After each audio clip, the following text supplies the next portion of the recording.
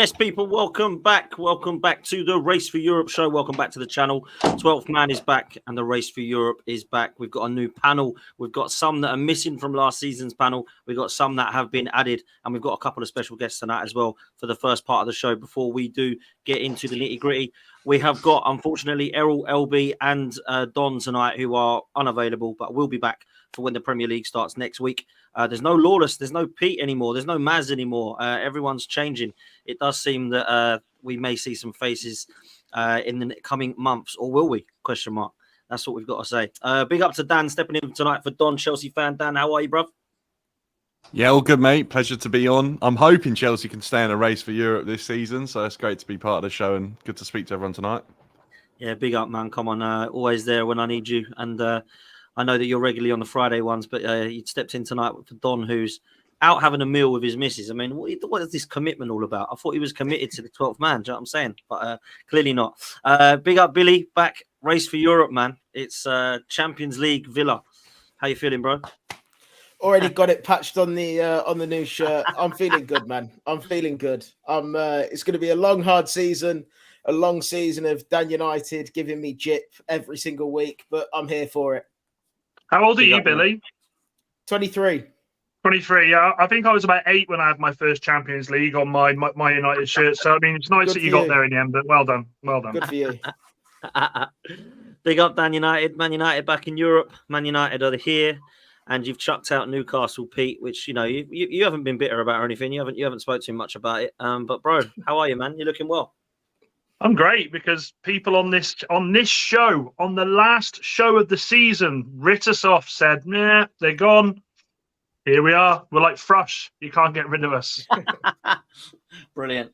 Let's hope Man United do stay in the race for Europe, mate, and don't tile off. I have no idea what we're going to get with Manchester United as well.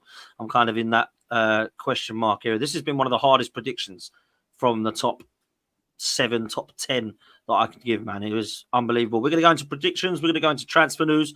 We're going to go into the weekend being back, Premier League being back. So that's what we're going to be on to tonight. But we have got 2 very special guests. First of all, for the first few minutes of the show, please welcome Andy and Daniel Bailey. You all know Daniel Bailey, I'm very, very sure. Andy, let's start with you. Andy, how are you, mate? I'm very good. How are you? Very well, mate. Thank you so much for jumping on. Daniel, how are you, mate? Yeah, not too bad. Not too bad. I'm back doing football content on my channel. So yeah, looking forward to the new season and proper excited. Absolutely, man. Likewise, man. Likewise. We're all buzzing for it. Listen, I've got you on for a reason. Because we normally talk football, and certainly with yourself, Daniel, you're normally on the channel talk about Arsenal, which we definitely will be doing throughout the season. And I've known you for a while now, and there was something I really wanted to kind of help you with to try to promote something that you guys are doing throughout this season and would like to try and promote and get people to support. So I wanted to hand over to either one of you, really. I don't know, Andy, if you wanted to start, or Daniel. It's entirely up to you, but the floor and the mic is yours for the next few minutes. So over to you. So, yeah, go. Oh, Andy, you take it, seeing as it's your brainchild. Yeah. Okay, no problem. So I am the founder of a community interest company called Game Day Vision, and it is a non-profit that I started because I was finding it very hard to find people to go to football with. I regularly go and watch football, either non-league or the last few seasons, and for years and years, been going to watch Ipswich Town. But because, like Daniel, we're registered disabled with the club, we get a companion ticket with our normal ticket. And last year in the Championship, Ipswich were playing loads and loads of games midweek, and some more important than others. But I just couldn't find people to go with, and I thought if I struggle with that, then there must be other people in my position that do as well. So, Game Day Vision, the aim of it is to try and partner up blind and partially sighted sports fans, mainly football. It was where it started, with a sighted guide volunteer who may have the same interest as the supporter. So if it's a Newcastle fan that's registered blind and vision impaired that wants to go to a match, then we could hopefully partner them up with another Newcastle fan that may want to go. But as Dan will probably tell you, that the benefits of being a sighted guide is you get to attend some of the biggest games of the year. You know, Daniel. Some of our volunteers have been with Daniel to Tottenham away last season, Liverpool at home, Villa at home. You know, so there's something in it for everybody. But we're really hoping that people can come forward and as a sighted guide for our clients, but also people who are blind or partially sighted that may be interested in using the service. Excellent. And listen, Daniel, I know that you go regularly to the Emirates and we meet up quite a lot. And I know that you've always got somebody with you, but there has been times where it's been difficult for people like yourself who are part of the sensory loss community that haven't had anyone to go with, so have therefore not been able to actually go to the game themselves. And actually, the volunteers would be, I believe, more than willing to go to the Emirates. I know that the waiting list is absolutely incredible at most of the grounds in the top 6. So there's a massive opportunity for people to volunteer to actually help support, but also watch the game as well. So I don't know if there's anything you want to add, Daniel. Yeah, I think we're in a post-COVID world, and post-COVID, everybody, all the football grounds, all the Premier League grounds went very health and safety.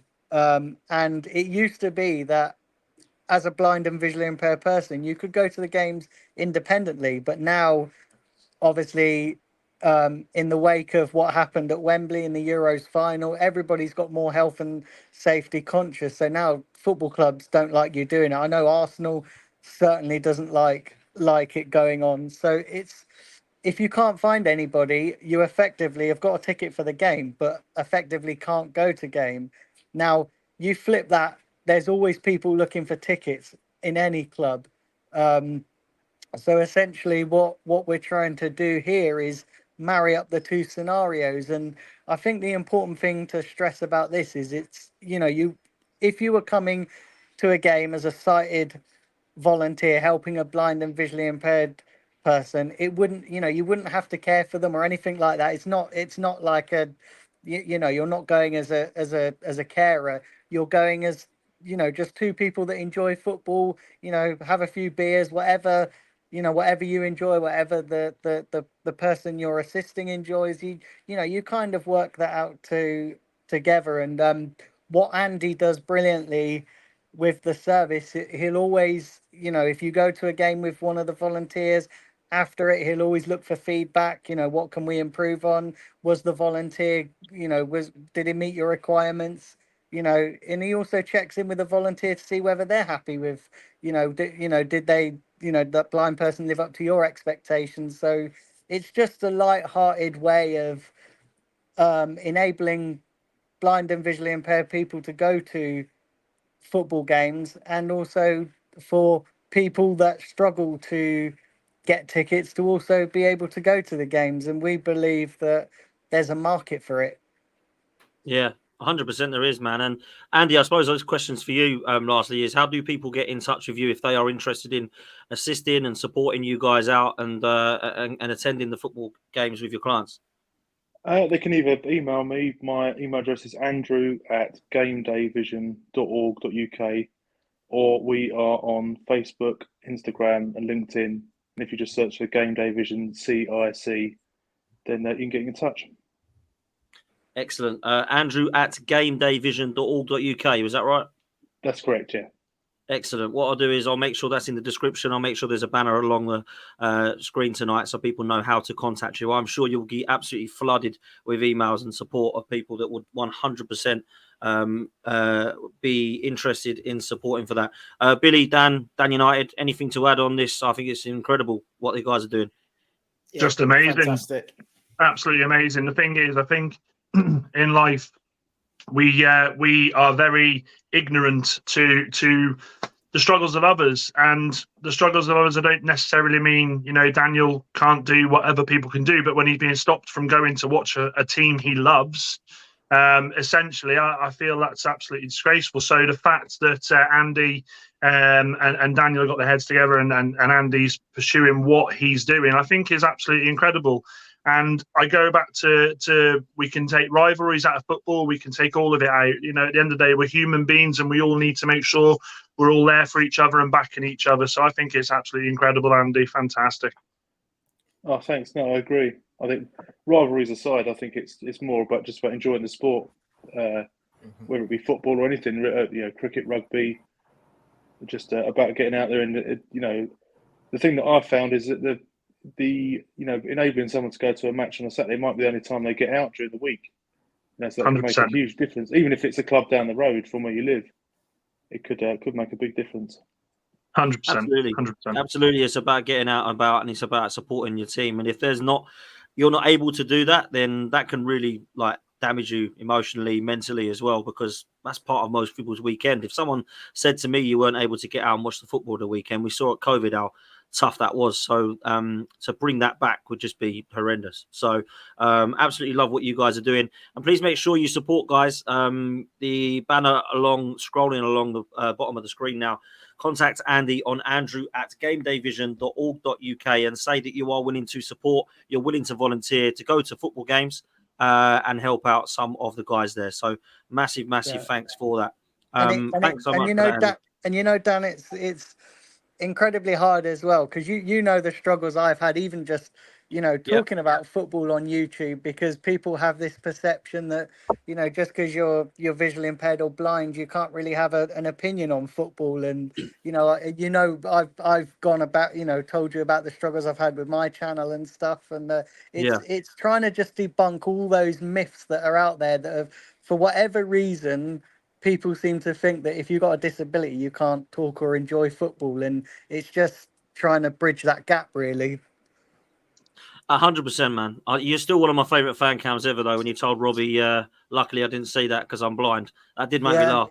I thought it was him. I thought I recognised him. I wish I had my channel back then, because I would have gained loads of subscribers over it. So that was one of the best fan cams ever done, I must say. It was absolutely brilliant. I can't remember what game that was where we got absolutely hammered, didn't we? I can't remember what it was. It was Nottingham Forest, and it was bloody freezing, and that's why I didn't even think about saying it. Like some people go into fan cams and they know that they're going to say stuff to get a reaction. It was just a natural thing. I was like, the best thing about today is I couldn't see it. I didn't even think about it, to be fair. No, come on, man. Listen, I can't let you go, Daniel, without a quick talk on Arsenal. We're going to discuss it in a little bit more detail with these lads later on. But what are your thoughts of this season? Do you think we can get one across the line finally under Mikel Arteta? And I'm talking about silverware, by the way, not just the Premier League. What are we saying this season? Oh, I thought you were talking about transfers, because it's still we're talking about that as well, actually. But yeah, no, I don't know, Dan. I am confident, but I do think we need another striker. We can't go in with the same attacking lineup that we've got. As good as they are, we definitely need a 30 goals plus striker. Certainly, that Man City have got Haaland. They're always going to pull it out the bag. So yeah, we need to go into the transfer window and get a striker and a backup winger. But I don't know. It's a difficult one. It's certainly tricky. The Premier League, in my opinion, is probably the most competitive it's ever been. And we definitely need to keep pace with the rest. But I don't know. We've got to win silverware. We've got to not throw away the cup competitions as we have done in recent seasons. We've got to make a good fist of it in those. We can't just throw all our eggs into the Premier League basket or the Champions League basket. We need to kind of spread it evenly across all the tournaments. Yeah, I totally agree, man. We have to take the domestic cup seriously this season, man, because we've got to win silverware, in my opinion. Otherwise, there's going to be massive pressure yet again, and a split between the fan base and what's going on with the manager and the board and the ownership. So I can't be dealing with that, man. We just got to win a silverware and get into that title race, and hopefully we can go one better. That's what I hope. And I think, you know what? You say there's going to be pressure. I think there's already pressure. You know what I mean? I think there's already a clamour. I think this now is... There's no room for error this season. It's either win or bust, in my opinion. Agree. Well, Daniel, if you need a winger, mate, I can get Anthony to you whenever you need him, mate. I'll drive him up, drive him down to you. I'll put a bow on him. It's up to you. You name the time and place. I'll drop him off. Mate, you can keep your Anthony. I don't want any. I don't want any of that. Hey, listen, you lot are going to end up with Southgate by the end of the season, so good luck with that. Come on, now. You lot. Listen, Ten Hag's going to be the first manager to get sacked. That's going in my Premier League predictions tomorrow. Yeah, Ten Hag's going to be the first manager to get sacked, and you lot are going to end up with Southgate. It's going to happen. You're not going to like my. You're not going to want to hear. You're not going to want to hear my Please. prediction for the Prem then. Listen, Andy, anything else you want to add at all, mate? Thank you so much for coming on as well and promoting this. No, thank you for having us on. The only thing to add is we're going to launch our podcast tomorrow, the Game Day Vision podcast, which we just recorded an episode of, which is fellow blind and partially sighted football fans just having a chat about recent games they've been to, what's happening, just general football chat. So support for that would be good as well, please. 100%, Where's that, man. I'll Andy? make sure. Yeah, where's that coming out? How do we get onto that? The first episode should be tomorrow, but could well be Wednesday. It depends how quickly they edit today's one. But it should be across all, Apple, Spotify, all the regular platforms. Hopefully. Brilliant. Look forward to hearing it. Yeah, Absolutely, Andy does. man. Andy's this. I think this is the first time you've done the YouTube thing, isn't it, Andy? The Yeah. camera on and that. That you were waiting in the studio message made me jump out my skin. I was sitting in the garage a minute ago and the Wi-Fi kept cutting out, so I had to quickly tell my little girl to turn the telly off and go upstairs. So I could come indoors. Yeah. Love that, man. Love that. Listen, And- Gay Day Vision is 100% something that we'll definitely promote, man. So once that is out, people, make sure you go and put in Game Day Vision podcast on all of your podcast platforms. Guys, absolute legends. Thank you so much for coming on, man. I really appreciate it. Thanks, Dan. And yeah, I'm back doing content on my channel as well. So everybody, please check out a bit of support for mine as well. Would really appreciate it. Of course, man. Shout it out, man. What you got? What you got coming up, Dan? So so it's Daniel Bailey TV, and I've got a Premier League prediction show. I'm going to be recording that. Andy's jumping on that with me, so we're going to be recording that tomorrow. And then obviously I'll be dropping a preview for the Arsenal Wolves game and the usual Arsenal content. And I'm going to do some other sort of football content as well. So yeah, please check it out. I'd really appreciate it. Come on, man. Daniel Bailey TV. Make sure everyone gets over there and subscribes. Big up to both of you for coming on. We're going to try and get you on this later on this week and some of the other shows as well to promote what you're doing. So definitely be in touch with that. But please make sure you support these guys, people. I'll leave this on the banner for the whole show. I'll definitely put it in the description and make sure you check out the Game Day Vision podcast as well. Legends for coming on. Daniel will be in touch, mate. And thank you both so much. Cheers, Dan. Lovely. Thanks, Dan. mate. Thank you. Cheers, lads.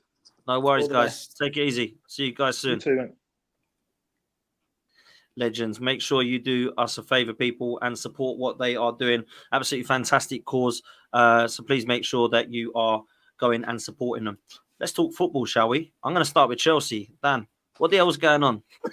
Do you know what? It's been quite a quiet day for Chelsea in terms of what the other days have been like, to be honest with you. But yeah, I don't know where you want to start because I feel like there's 4 or 5 different things going on. And I'll that let isn't you even decide talking because about on the pitch. I normally, as a host, I would say start here, there, or everywhere. But where'd you start with Chelsea? I mean, you've signed someone every day of last week, pretty much. You've added to your 47-man squad, which is now turned into 54-man squad. I don't know what you're doing. I understand the Pedro Neto signing. I know it's a risk, but I think he's a baller. Other than that, mate, I'm not really sure what Chelsea are doing, man. All these kids that you're signing, I don't get it, bro. I don't understand it. So talk to me. What's your perspective at the moment of what's going on? So first things first, I'll start with a bit of praise. I think it's probably best to get that out there before we state a couple of the other things. And I think that is the Pedro Neto signing. We've done so many shows and we've questioned what are Chelsea doing.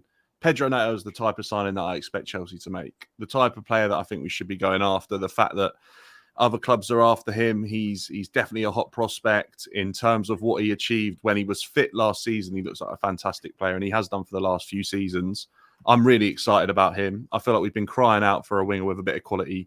We've struggled with Mudryk, Sterling. Madueke at times has been okay, but still probably not up to the standard. So for me, it's exactly what I want to see. I've questioned at times whether or not our board's sort of forgotten about the present and is just looking towards the future. This one, look, they probably still think they can turn a profit on him should he succeed. But right now, I think he can directly impact the starting 11. So, yeah, well done on that to anyone involved at Chelsea because, yeah, it's about time. Our signings this summer have been subpar, whether they've been for trading purposes or they've been in terms of improving our team. So I have to commend that. in terms of the young players, I still don't know. I believe some of them have an opportunity to work themselves into the team, mainly because I still think some players who've been signed for a lot of money are still putting in subpar performances. I think we saw that yesterday against Inter Milan, or yesterday, 2 days ago, can't remember now, with Renato Vega. I think he looked like he was probably one of our more positive centre-backs, and I knew nothing about him before we signed him. So maybe there's situations like that where there'll be an opportunity for players who have probably come in for a flip. But we've just seen today a couple of players are already leaving Chelsea, who were only bought in last summer, being sent off to Strasbourg for like 2 million, and it already hasn't quite worked out. So, yeah, look, it's a mess. I'm not sure anyone's sure. I don't think there's a manager in football that wants a 45-man squad unless 20 of his players are injured, guaranteed every season, which could quite easily happen at Chelsea after last season's issues. Listen, I don't. I've said to Don a few times, I don't really understand what Chelsea are doing, man. But this whole overnight situation confused the hell out of me. Omarodion, João Felix, now you want instead. It could mess up the Conor Gallagher and Julian Alvarez deals, and I'm like, what have I missed? Obviously, Alvarez looks like it's done. Don't know what's happening with Conor Gallagher. Now you want João Felix instead. This is a mess, bruv. Yeah, a complete mess. I don't disagree. Conor Gallagher, as it stands, has been in a hotel for 5 days in Madrid. He's training on his own, doesn't know whether he's coming or going. Obviously, it turns out that Chelsea apparently tried to do a sneaky one on Omarodion and change his image right structure in the contract at last minute. And his lawyer found it out and is obviously not very happy. There's a chance that if this deal completely falls through for Omarodion, there's rumours that they will seek out compensation. Obviously, Atletico Madrid are still keen on selling Omarodion. And we are obviously valuing João Felix apparently at the same sort of amount as what we were valuing Omarodion for. In terms of numbers, they're probably not too far off in what they both achieved last season. But I think João Felix obviously cost Atletico Madrid an enormous amount of money. And to let him go for around 30 million, I'm sure is still too cheap for them. It's an absolute mess, to be honest with you. The fact that Chelsea have even tried to do that sort of suggests to me the type of people we've got running our club. And I feel for all the parties involved, because although, look, they're making a lot of money, it's not fair for anyone to be treated in the way that they are, because they're human beings at the end of the day. And I think these billionaire owners don't view them as that. They view them as assets and nothing else. It's not fair for Conor Gallagher to have been treated the way he has been by Chelsea. And it's not fair that he's sitting there now in limbo, not knowing where his future lies. Although I'd probably much rather be in a hotel in Madrid than I would be in England right now. So, yeah, it's crazy because look, if he's at Chelsea, it's not exactly the best scenario either. He's banished to the reserves and training with the under-21s. So it's a nightmare, to be honest. The thing with João Felix is, look, he had a good spell with us before. Numbers weren't amazing. Don't think numbers have ever been amazing with João Felix. He's not that type of player. He's the type of player you watch to be entertained by. He's very techy. He's got a lot of talent, but he's not necessarily the most efficient player when it comes to his output. I think there's unfinished business for him at Chelsea. The fans liked him. We had an awful season the year he was here on loan, and I think we all probably wanted him to stay, kind of expected him to, but Poch didn't. So I can see why they'd go after him. The issue is that if you're in the market for a number 9 and the deal's structured around getting their number 9, why on earth are you then going for someone who is a completely different profile and probably not drastically needed at Chelsea? For me, the fact that they've not gone and asked questions about Oblak or Jimenez at centre-back screams that they obviously haven't identified the problem that some of the other Chelsea fans have seen over pre-season, that defensively we've been woeful. Look, I know Oblak's not amazing with his feet and he probably doesn't fit into this Maresca system, but if Maresca's got his defence conceding 4 goals in games during pre-season and he doesn't fix it up pretty sharpish, I'd rather have Oblak in goal than playing out from the back. Bro, I can tell you that. Haven't you got like 7 goalkeepers now? Dan? We do, mate, and you've got to look at how much money we've spent on across the board on this. At what point, like, you can't play them all, you can't loan them all out because there's restrictions now. The idea, I think, behind signing all these players is for player trading to generate profit. I just don't see how they're going to do it because, quite honestly, unless we are getting players injured left, right, and centre, you're not going to be able to loan them all out and you won't be able to sell them all, and their values will just plummet rather than rise. I mean, listen, I don't feel personally Chelsea have treated Conor Gallagher or Trevor Chalobah well at all. I'll bring you in on that one, Dan United, because I think it's disgraceful, if I'm honest. I understand you want to sell players. There's nothing wrong with that. Nothing wrong with selling players. But to just basically dump them off and say, yeah, probably our best centre-half last year, probably one of our better midfielders last year, but nah, see ya. I think it's shocking, Dan. I think first and foremost, I've got to talk about the Neto thing. I mean, I get Neto, a fully fit Neto is phenomenal, but this guy hasn't finished a season in how long? Is that not a big risk for Chelsea in the season they've just had as well? Is that not a risk? I'm stunned that they've gone for Neto. I really am. With regards to Gallagher and to Chalobah, yeah, look, they're doing. I'll be honest, they're doing what I wish my club would do to some players, because there's players in my club I would much rather us just chuck them to reserves and say, off you go, you're not going anywhere. But to have someone like Gallagher, who played, was he one of your most played players last season, Dan? I think. Yeah, he probably was, to be honest with you. He didn't have an injury. It was only suspension potentially that kept him out. I can't quite remember off the top of my head. Definitely top 3. It's bonkers. And yeah, I get, obviously we sit and say we'd rather be in Madrid at the moment, but that guy is just come off the back of the Euros. Some would say the team got to the final, so for all intents and purposes, a good Euros. And he hasn't got a clue what he's doing now, has he? And we are literally 4 days away from the start of the season, 5 on Saturday. I don't know what the hell's going on with Chelsea. And you said something there that rings true to me, and that's, who have we got in charge of our club? And I've been there, brother. And do you know, I worry. Like the gaffer, Maresca, I mean, this poor bloke's being told every day, oh, you've got another one, and another one, and another one. How is he meant to set up a team? How is he meant to set up what he feels Chelsea should be doing next season? It's amateurish. It really is. I watched Premiership years the other day, and I was watching the first 2 or 3 years you had Roman, and I'm thinking, my God, how the times have turned now. This is monopoly.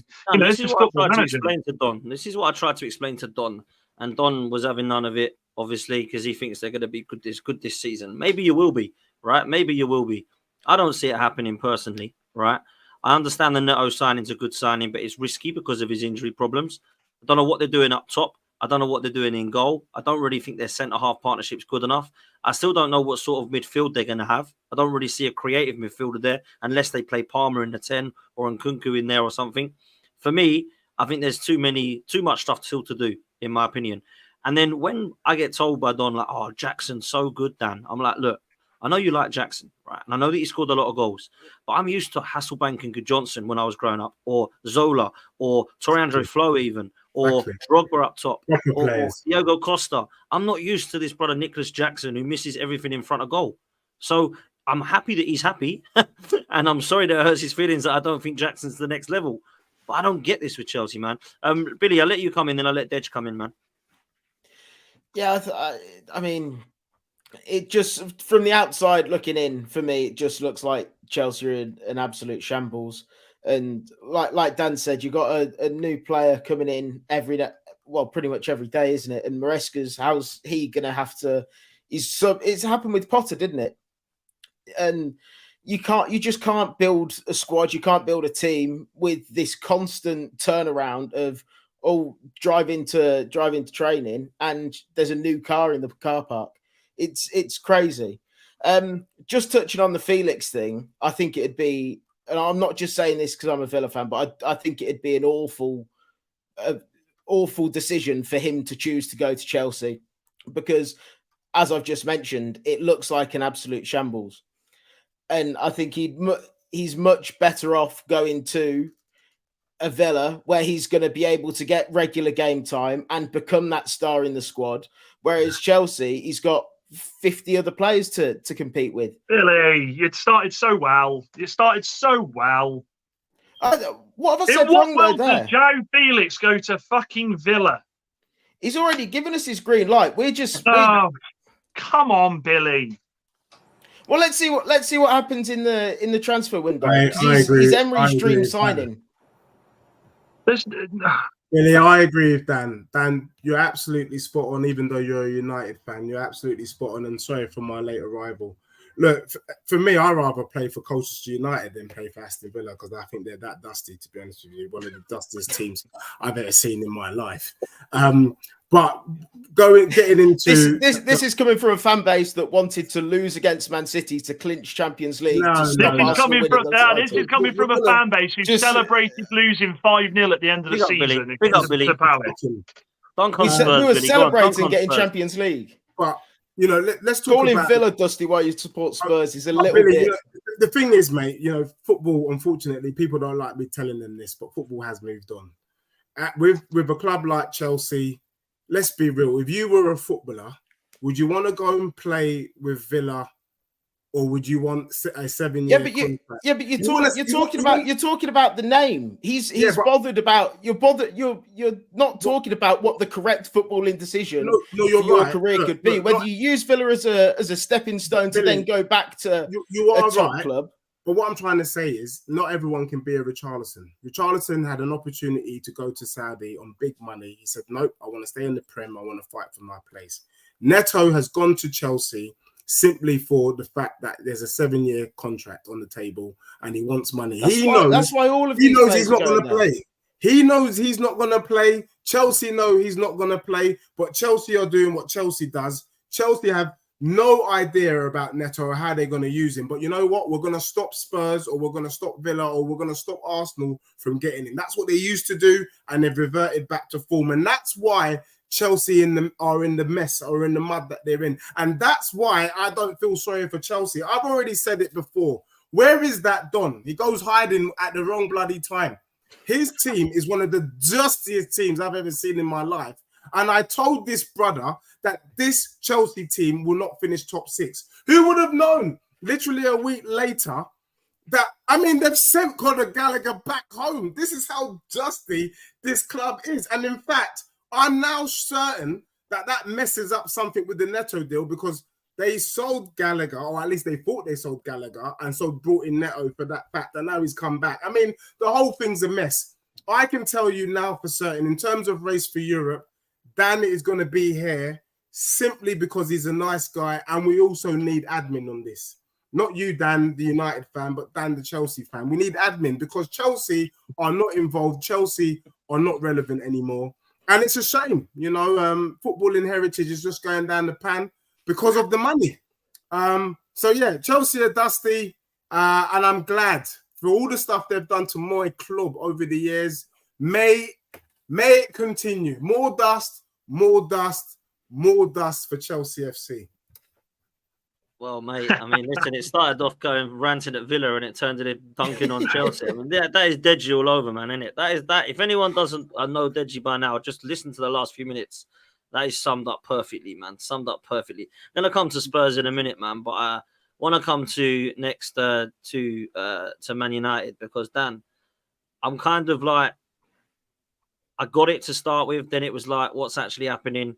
And now I'm starting to wonder whether this Man United side is turning into the Ajax side of a few years ago under Ten Hag, with Mazraoui and De Ligt now added to Malacia and Anthony and Lisandro Martinez. What's your thoughts, man? Because the last few weeks have been interesting. We're going for Jarrad Branthwaite and Lenny Yoro. We all know what happened there. De Ligt now has come in. I guess that will be the partnership. Lisandro Martinez was playing at left back the other day, I think, and I did kind of question whether that would be an opportunity for him to do that. I don't know if he's there at the moment just because of injuries, but for me, there's an opportunity for that to be the case. I never really thought he was a centre-half anyway, although I do think he's an all right one. But surely the two that are coming in now are going to be that. I don't know where your head's at, bro, because there's still a lot of work to do in midfield and up top and on the wings, if I'm honest with you. But what's happening, bro? Yeah, I mean, look, at the start, to start all this off, this was never going to be fixed in one transfer window. This was never, ever going to be fixed straight away. We weren't going to go out there and do a Chelsea and sign 27 players and see what we can do from there. What we're seeing, I think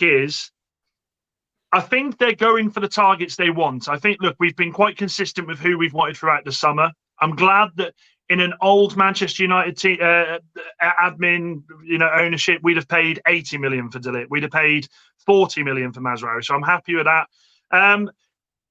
He is I will say this, he is an upgrade. De Ligt is an upgrade on what we got already. We started the Community Shield with Johnny Evans at the back again. Johnny Evans signed on, bless his heart, Sir Jonathan Evans of Manchester for one more year.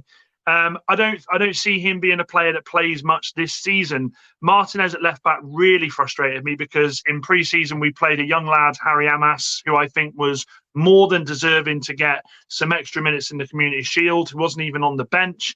So we've got. I personally think United have got a couple of shock transfers coming. I think the Ugarte deal isn't dead. I think that looks like it might be swinging back to us. His name has been mentioned again, who was mentioned 2 years ago, Frankie de Jong. Barca have finally realised they need to get rid.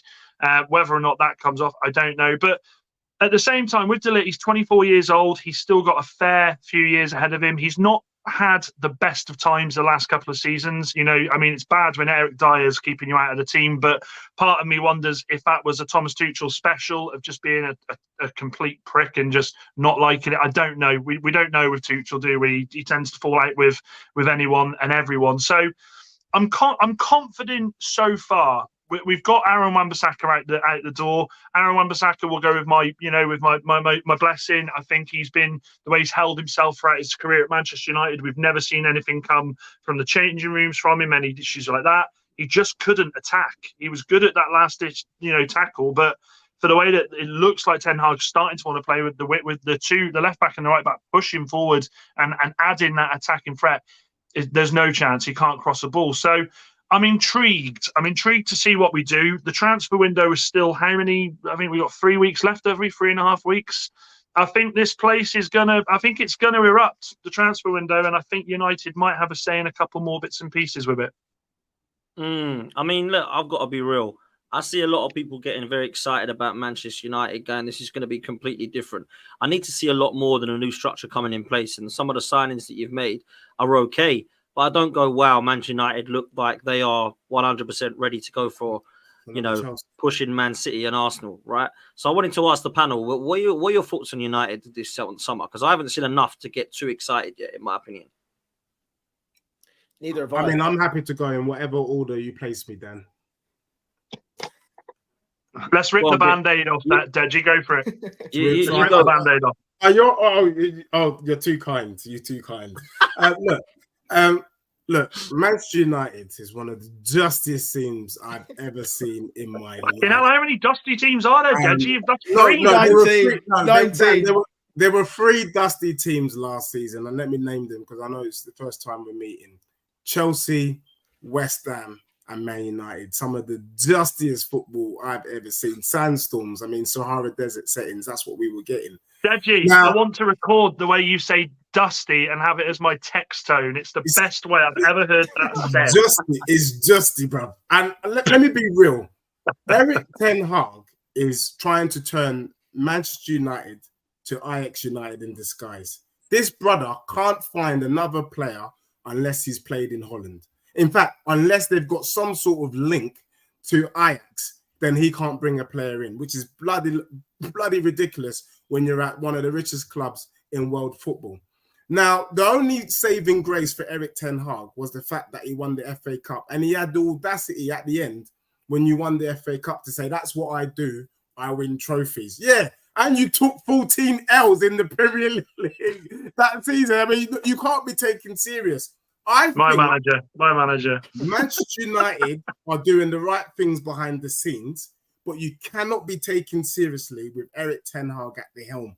When he leaves, I think the world will sit up and say, "Hoi, Man United might just be getting things right." But with Eric Ten Hag on the wheel, captaining this vessel, you know that this brother is, this is the guy that brought in Rasmus Højlund. You've been bringing in dusty players, and Dan, you said it yourself.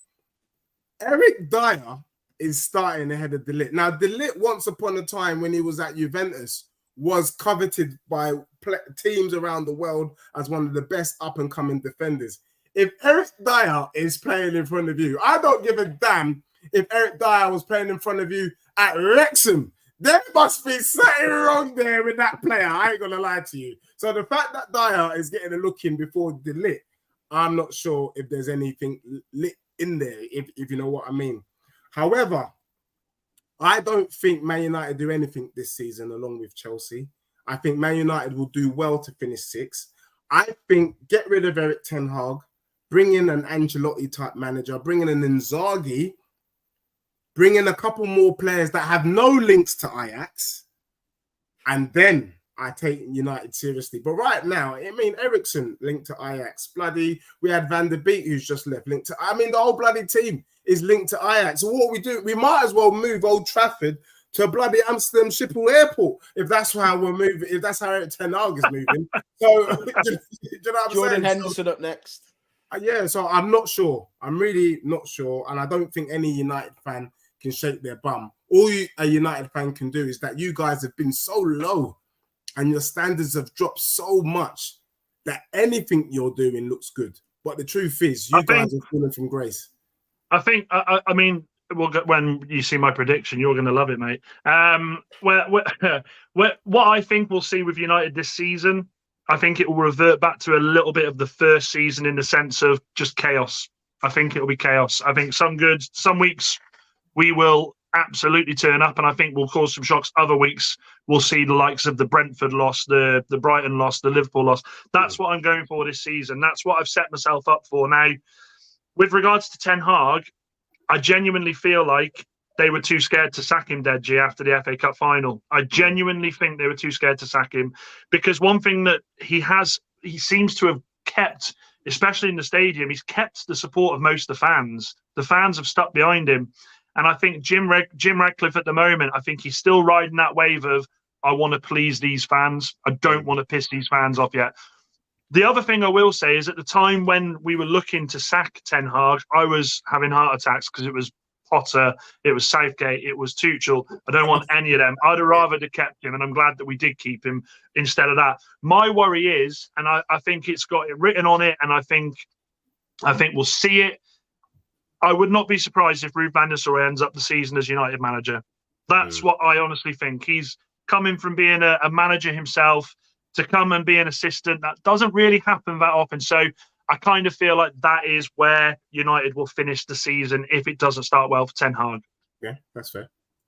Wow. Well, listen, I think Man United, for me, personally, I need to see a lot more from Ten Hag. I ain't seen in the last 2 years a style of play. I don't think there's any confidence that I would have in him to take Manchester United forward in the league. I understand he's won trophies. Can't deny that. It's facts. But for me, I'm not a fan of what I've seen. And I think Manchester United need a lot more than a couple of centre-halves to be taking them forward, in my opinion. There is some breaking news in relation to Liverpool, though. It seems as if Zubamendi... it seems as if Zubamendi don't want to go. And Zubamendi is saying no to Liverpool. So he is staying put. That's mad, you know. I really expected him to go. Can I change my prediction? A move to Liverpool and stay at Real Sociedad. Wow, that is mad. That is actually crazy. I really thought that was going to be happening, man. So Liverpool still not signing anybody. Crazy. Maybe he's waiting for Villa, Dan. Maybe he's waiting for Villa. Maybe he's waiting for Villa. That's how I'm going to go next, man. Billy, talk to me, man. Aston Villa doing bits under Emery. Transfer windows flying. You've probably been one of the busiest, I would say. I don't know, maybe not. Particularly West at Ham. the beginning. At the beginning, it's going to be quiet now. Are you expecting anything else, brother? I am, to be honest with you. Diego Carlos looks like he's on his way to Fulham, which would open the door for another centre-back. Looks like, I don't know how you pronounce his name, Gertruder or something like that from Feyenoord. Oh, yeah, we were linked with him. Yeah, we were linked with him. Apparently, he's supposed to be a bit of that hybrid centre-back, right-back kind of versatile, mold. Yeah. So fits into what Emery's kind of looking for. So, yeah, I'm quite excited to see what he can do when he comes in, if and when he comes in. And I also think we're going to be looking at another forward as well. Depending on what happens with Chelsea, Felix is the one that we've been waiting out for. I think we've been waiting to the end of the window to try and force Atletico Madrid into dropping that price. Chelsea have come in now. Let's wait and see what happens with that one. I don't know. But yeah, whether Felix happens or not.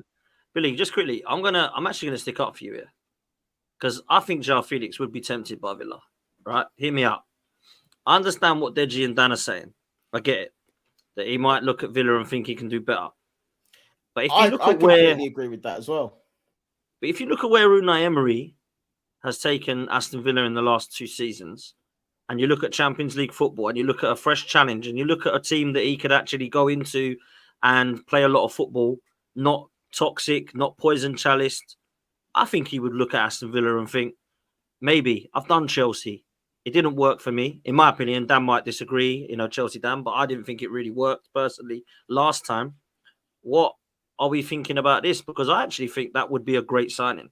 Now, I don't mind João Felix. I don't think he's next level, but I actually think he could do a job at Aston Villa, man. So I don't know what your thoughts are there, man. Well, this is Deji this disagrees is the thing. that much. He's got off screen. Look, Deji's that. He's like, no, I'm not having this. He's off screen. Sorry. Go on, Billy. This is kind of what I was trying to say earlier. I think the footballing decision, I think, to come to Villa over a Chelsea does make a lot more sense because of the reasons that we've mentioned about Chelsea. I completely understand that João Felix as a person, as many other Europeans and non-English, non-Villa fans do, I suppose, they're going to look at he's going to feel like he's probably a bit bigger than us, which is completely understandable. A lot of players do.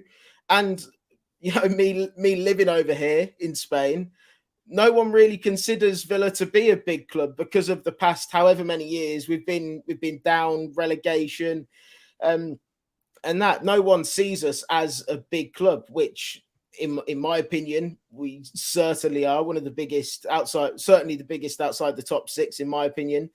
But anyway, I do think João Felix would make a very good signing for him. I think working with Emery, and from what I'm hearing, Emery's been on the phone to him a lot throughout the summer. Felix has given his green light to Villa. It's just we don't have the money at the minute to pay the price that Atletico Madrid are demanding for him, which is, I think, why we're trying to wait it out, and Atletico Madrid are then forced into dropping their price.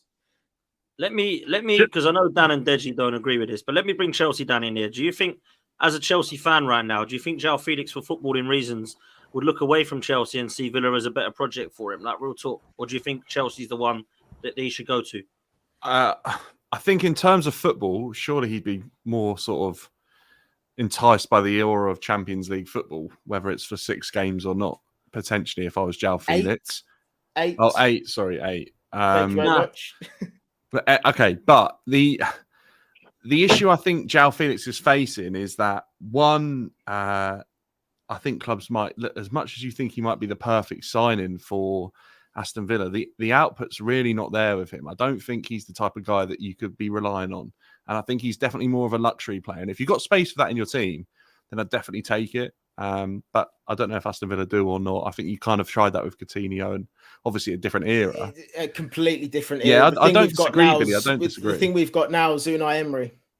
Yeah, I hear that. I do hear that. And obviously, João Felix being a technical player, I can see him fitting in. The one thing João Felix holds dear to his heart is the fact that he played for plenty of different clubs and never got a chance, and he got one within like 2 games at Chelsea. And I think there's a connection there that I don't think he's found anywhere else. And I think that's something that's obviously attractive to him. Look, I don't know how this is going to work out. To be honest, I think Chelsea will be desperate to get rid of Conor Gallagher, that they might just step up and pay the money that Atletico want for João Felix. Well, that's the worry we've got as Villa fans at the minute. And I think the more that the Chelsea Felix thing lingers on, the more chance that we've got. Because now you're hearing things of I can't pronounce the name of the other player, but possible like that might be reignited again after everything that happened yesterday. I don't know. But I think the more that it lingers on, the more chance Villa have got. Big up Saeed, man. Make sure you go do me a favor and subscribe to Saeed. Saeed's very happy. He's asking where Errol is because obviously the Zubimendi news is just broken. Yeah, Errol's not about tonight, man. Unfortunately, coincidentally, he's not, man. But big up to Saeed, man. Make sure you go follow Saeed. Dan, I'll let you come in on this one, and Deji, because you're sitting there shaking your head, laughing about the Felix thing. So come on. Well, two things. The first thing is, surely if he's been on the phone to Emery all summer and saying he's going there, it doesn't matter what Chelsea offer, he'll hold out, won't he? So you shouldn't have to worry about that. The second thing is this right back that you're talking about that can play the hybrid right back and centre back. Well, you don't need him. You've got world class Konza. Why are you going out there spending money on a needless player when this guy that you warbled on about all last season, that you warbled on about, wouldn't let it rest? Why are you going? You're the one that doesn't let it rest, evidently. You're the one that does it. World class. World class. He is a world class defender. Deji, Brilliant. over to you, mate. Over to you. I can't. Yeah, I can't. thank you. 38 more weeks.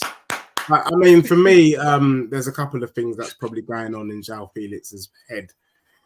First of all, is the Aston Villa kit. I don't know about you, but it's one of the dustiest kits I've ever seen in my life. So just even from a footballing perspective, does he want to put on that shirt? I think it's a genuine question a lot of players ask themselves before going to Villa Park. The other thing is, I think, I'm not so sure Villa Park is the allure that you're hoping. On paper, it makes sense.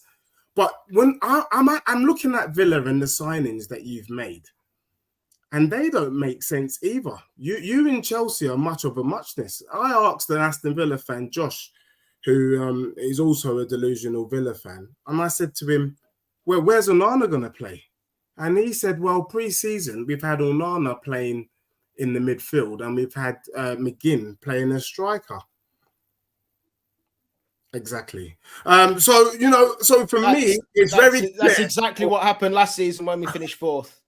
I'm just saying, any team that's playing John McGinn as a striker cannot be taken seriously. I mean, Dan, the Chelsea fan, was almost about to burst into tears. And so for me, you're buying these players. João Felix, where's he going to play?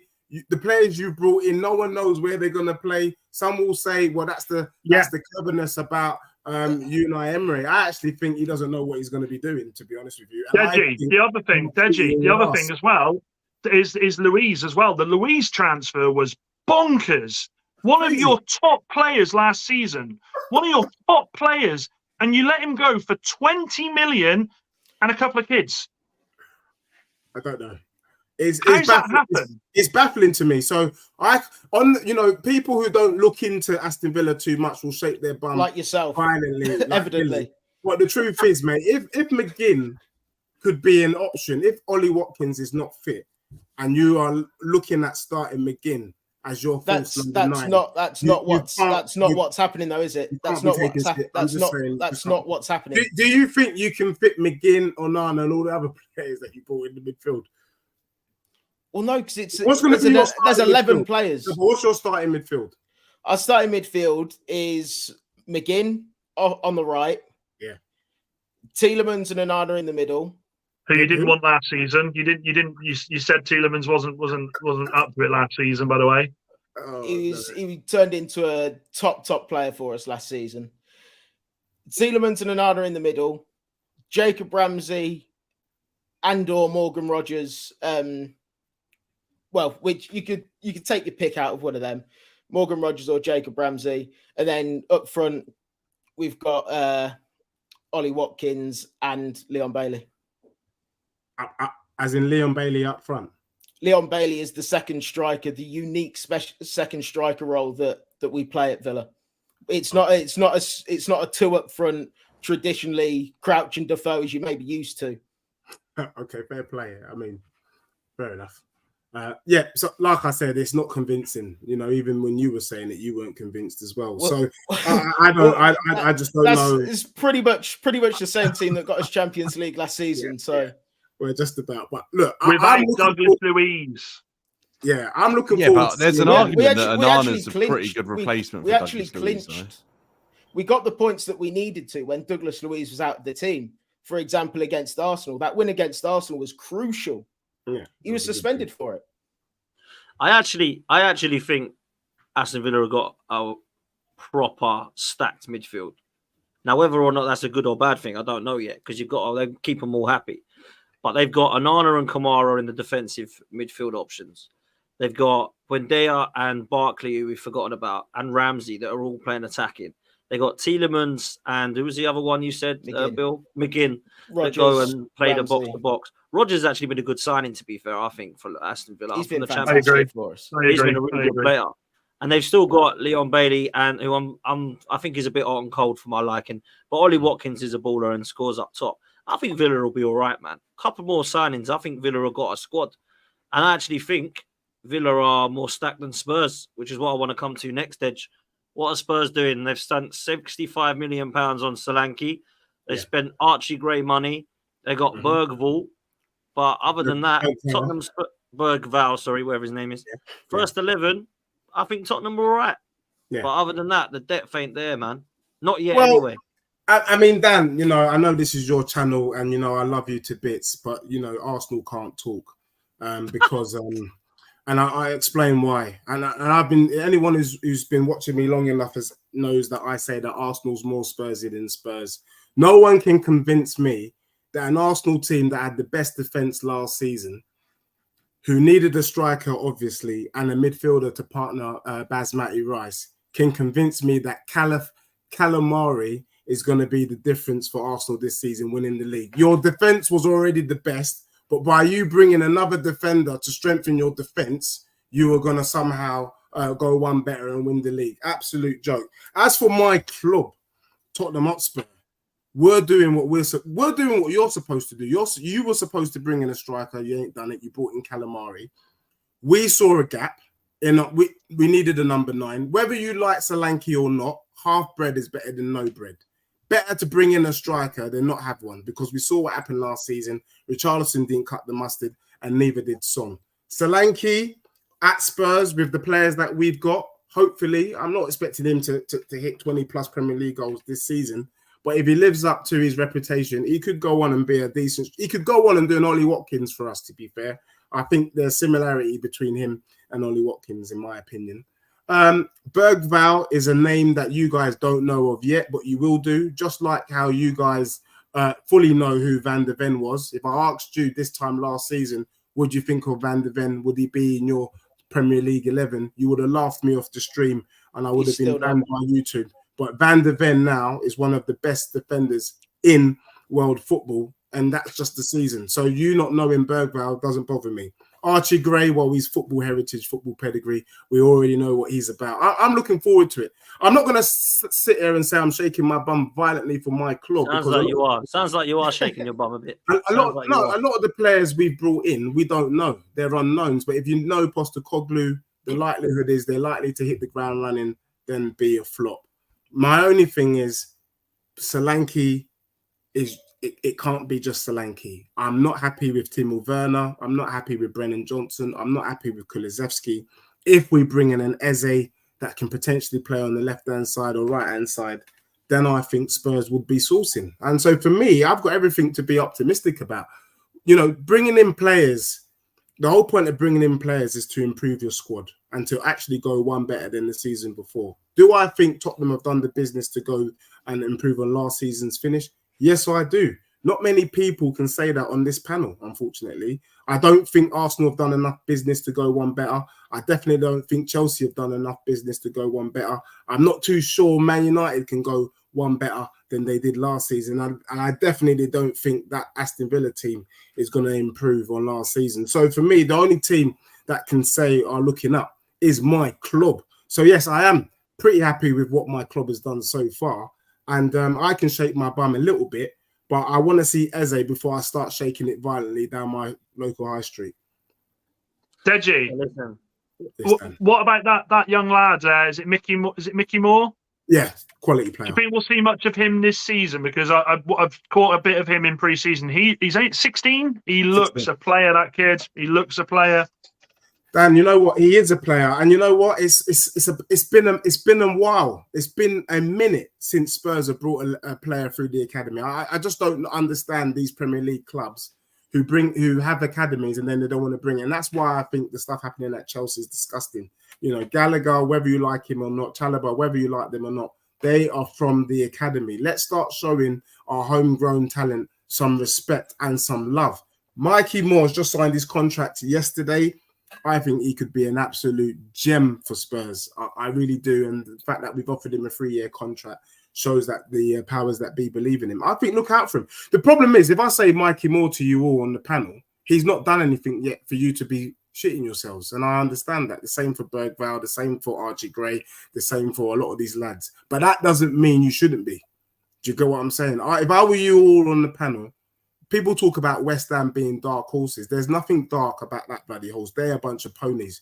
It's my club that is the dark horse this season. I'm not even joking with you. Watch out for my club, Spurs, and don't be surprised if Tottenham is in and around the top 3 this season, because with the business we've done, Postecoglou's not about names. He's about the baller. And if we have to strip our team back of names and just bring in players that can do the job, so be it. And that's what I've seen from my gaffer. And I'm excited. Arsenal, they're relying on Kai Havertz. What a joke. Do you know what I mean? Aston Villa, they're going to be relying on McGinn as their number 10 or as their second striker. What a joke. We don't know what Chelsea are going to do. And we've got Rasmus Højlund, crikey, him or Brennan Johnson. You know what I mean? It's not looking great for anyone else. Edge, we haven't spoke for a few weeks since the beginning of pre-season. Have you noticed anything different with Ange's tactics, or are they pretty much the same as what we saw last year? Because I know you said that he was going to work a bit this season more on his tactics than last season. Yeah, I think the tactics is, funny enough, Dan, United fan, he picked up on it. The younger players have been looking pretty tasty for Spurs this season. So you could see a lot more younger players from the academy coming through. The tactics are the tactics. They're not going to change. The only thing with Spurs is we don't have the cover. So, for example, away from our back 4, Jed Spence as cover at left back that they've been doing pre-season is an absolute joke. He can't play on the left-hand side, so that's quite worrying. But I do think he can do a job on the right. We've still got bloody Ben Davies. We've still got bloody Skip as our potential options. And Draguzin is cover for Van der Ven or for Romero. For me, that's not good enough. If we had a Mark Gee with Draguzin, I would be happy. We had a decent left back. I would even take a Chilwell. I would even take Cresswell from bloody West Ham as a cover to Udogie, something like that. Then I'd be like, okay, cool. It's not fantastic, but definitely a decent squad player. We don't have that at all. Do you know what I mean? So for me, I think Tottenham starting 11, Dan, Potts, as you were saying, is up there with the very best in the league. But as soon as we start getting injuries, I think it's a problem. But what you will see, though, is Bergvall will start ahead of Madders. Madders won't start next week. Yeah, Madders has been absolutely shocking this pre-season. I don't know what's come over him. So expect to see Kulusevski. How's he not playing? He's better than Ødegaard, you told me. So how's he not playing now all of a sudden? Well, bro, Dan, and that's the part of the reason why you should be shitting yourself, shiver me timber style. You know, if we can afford to drop down Madders, then it just shows the quality of our squad. Shows the quality of our depth, my brother. Well, on the other hand, when Ødegaard is having a shocking moment pre-season, who's your replacement for him? Who's your replacement? Is it McQuinnus? Oh my word! Well, who's your replacement for? I actually hope it's Ethan Nwaneri and not Fabi Vieira, because I can't stand Vieira. Fabi Vieira is your replacement for Ødegaard. Well, at the moment he is. It's probably going to be Havertz, to be fair. Yeah, I was going to say he would have it sneak in that role. Yeah. What I'm trying to say, and like I said, I can't speak yet because a lot of people don't know the Spurs players that I'm talking about, but get to know. Right, it sounds like if you're twerking for Aaron Cresswell, you've got problems, bruv. That's all I'm saying. I'm just saying Aaron Cresswell can do a job as cover. You pick up the phone to Ben Chilwell, wouldn't you, rather than take Cresswell? Like, I'm sure you'd get Chilwell. Eric Mitchell. Go get Eric Mitchell from Palace or something. We've got 3 left backs. I honestly, I think Cresswell's transfer value on transfer market. I was looking the other day at West Ham squad. I think it's like 200 grand. There you go. You want him as your left back cover? No, West Ham don't even want him as we don't have cover at left back.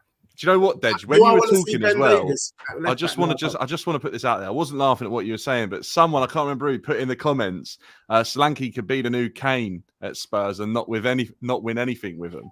And that just got me, mate. Like, that is funny. I'm not going to lie to you. And whoever did that, mate, is very, very cheeky. Are you not worried about him, though, Deji? Are you not worried about Solanke? I mean, yeah, he was class last season, but his stats prior to last season, in your words, were dusty. Yeah, fully dusty. Dustier than Tutankhamun. Look, I'm not going to lie to you. The one thing I like about Solanke is he was on the up. He was a Chelsea grad, went to Liverpool. He fell from grace and he's picked himself back up. Look, Richarlison missed some sitters last season. I mean, any half-decent striker, even me for free, I would have buried more chances than Richarlison last season. And I just think Solanke, given those same opportunities, he bags them. And I think Tottenham create enough chances from the wings that he doesn't have to work too hard. We just need you to put your toe on it. That's what Postecoglou wants, and that's I what think they this is a similar sort of role to what we see Haaland do at City with Solanke. I think Spurs did so well last year without a striker. They created so many opportunities, really, without a striker being the man to do the business for them, that now the opportunities, like you say, that Richarlison just didn't take because of lack of quality, Solanke's there just to put it in. And that's what he did so well for Bournemouth as well. He wasn't key to the build-up under Areola and that Bournemouth team. And he scored 20 goals. And at times, he got him through games just having the ability to put the ball in the back of the net. That's And it. I think it's a perfect addition. I really do. I think Solanke showed at Chelsea coming through at such a young age that it wasn't all about the technicality for him. It was about how good he was at scoring goals, being in the right place at the right time, fox in the box, all those sort of old cliches. He just excelled at it. That's why he scored so many goals. He went to Liverpool. They expected something else from him. He had other moves that didn't do so well. Then I think the Championship helped him to reignite his confidence, remembered what he was good at. Yeah. And then we saw last year to score 20 goals in a Bournemouth team. I mean, that's sort of Andy Johnson type levels, isn't it? It is, Scoring that many goals in a team that far down the Premier League. And I think if you actually talk about a player who scores 20 goals in the Prem, getting them for 60 mil, it's including English tax, it's pretty much bang on value, I think. I don't think it's that How bad old at is he all. now? He's 20, 20. old, He's eh? 26. He's going to be 27 in a couple of weeks. But the other thing is, too many times Brennan Johnson would whip the ball across the box. There was no one in the middle. The same on the left-hand side from Son. One thing that Solanke does guarantee, he will be there. We just need him to get a toe onto the ball or to get ahead. So we were relying on Son to win the aerial battle. Ridiculous. I mean, I don't think Son has scored a headed goal in his life. Do you know what I mean? So that in itself, Solanke enjoys the big bash bosh. He's going to be in there. And the good thing is, in terms of the pressing and the work rate, we needed that because Kulusevski's not that guy. Son, again, is being asked to press. He's going to be 33 this season. Richarlison, that's not his game. I think it's going to be better than what most people think it is. And like I said, it's better to have Solanke than not to have him. You got a goal target I for him. think he'll be a good sign. I think he'll be a good signing. I was actually going to ask that what you expect him to get this season. Big up to all the League Gunner raid, by the way. Absolute legend. Cheers to Lee for that. Absolute legend, man. Big up for that. Target for Solanke, brother. What are you saying, Dej? I think if he could get 15 Premier League goals at Spurs this season, that's bloody good. I think that's fantastic returns for the first season because it's a new club. He's got to settle down, all of that, just and that. Solanke will score. Anything more than 15 goals, I'll bite your hand off, mate. Do you know what I'm saying? But 15 goals, I think, even if he got 12, 13 for the first season, it's still okay. Tottenham, notoriously, since Kane, we've been, our strikers haven't hit double figures. Llorente, Janssen, Vinicius, they've all been pony. I would have scored more goals than them, or Stevie Wonder or Ray Charles would have probably scored more goals. So if he gets 15 goals, 12 goals, he's already a legend. It's already good business by Spurs. Listen, man, it might actually pave a way for Bournemouth to go for a new striker, and it looks like they want Eddie Nketiah now. Breaking news tonight that Eddie Nketiah is pretty much a player that they're looking at. Obviously, it broke down earlier with Marseille. Arsenal asking too much as far as Marseille are concerned. Bournemouth are very much interested. We want 30 million euros, which I think is around about 26 million pounds, something like that, which I think would be fair, man. Just get rid of Eddie Nketiah now. Go and get another striker in, which, as Deji said, we need. And I agree with him. If Arsenal do that, can we go one better? I'm going to ask the panel this as the last before we go to our Premier League predictions, which everyone's sent, which I've got a nice graphic to show. Let's go around, man. Dan, what are you saying? Arsenal this season, do you think they can do it? Chelsea, Dan, that is, sorry. In terms of winning the league? Yeah. Yeah, I think they can. I think it's obviously going to be a really difficult challenge because you've got Man City to beat, you've got Guardiola to beat, you've got this powerhouse that's been doing it for 7 years now, it feels like. But yeah, look, you had a chance last year, you had a chance the year before. I don't believe you've got weaker. I believe you've got stronger. I feel like you've had most of your squad back. Pep's talking about how slow Manchester City might start. That might be where you make up a sort of a points tally that can help you going forward in the title race that they might not do as well. They've got some challenging fixtures early doors, Man City.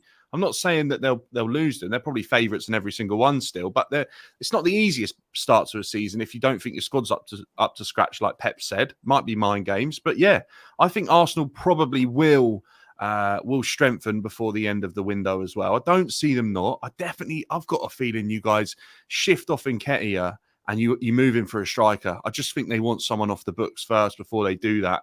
I'll be really shocked if you don't, and especially if Chelsea get Osimhen or don't get Osimhen. I feel like Arsenal are waiting in the wings on that. They either go and buy a different striker if Osimhen goes to Chelsea, or if he doesn't go to Chelsea, I think they pick up the phone and see if they can tempt him at the last minute.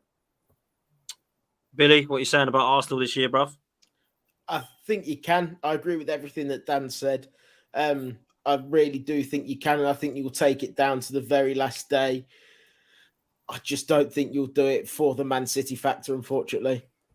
It's Man City. I said it last year. I'll say it again this year. It's Man City. They just somehow manage to do it. Even when it doesn't look like they will do, they always pull it out the bag. They do, man. Dan United, what you saying, bruv? Give me some positiveness. No, I think you can. You'll see in my predictions. I think you can. I do think it's a double-edged sword for you this season. I think the pressure's on Arsenal. It has to be. The money that Arteta has spent there now, you've won one FA Cup under him, and that wasn't really his team that you won that with. Something's got to happen this season. Something's off with Man City this summer. Something's off. Something is really, really off. The people have let go. I'm not sure. And Pep likes to keep his cards quite close to his chest, but I just feel something's going on behind the scenes there. I mean, LB's not here to sort of back them up here, but I think LB was. We had a chat sort of on the same sort of page in that sense. There's something not quite right there. Alvarez going, if they don't replace him, I know Pep is the master at forging a player into a brand new position that he'll make up this season that nobody's ever seen, left wing, centre attacker in midfielder / defender. But 5 in a row, I'm not sure. I'm not sure. And of course, they won the Community Shield, so we all know how that goes every year. Yeah, man, whoever wins that doesn't always go and win the Premier League.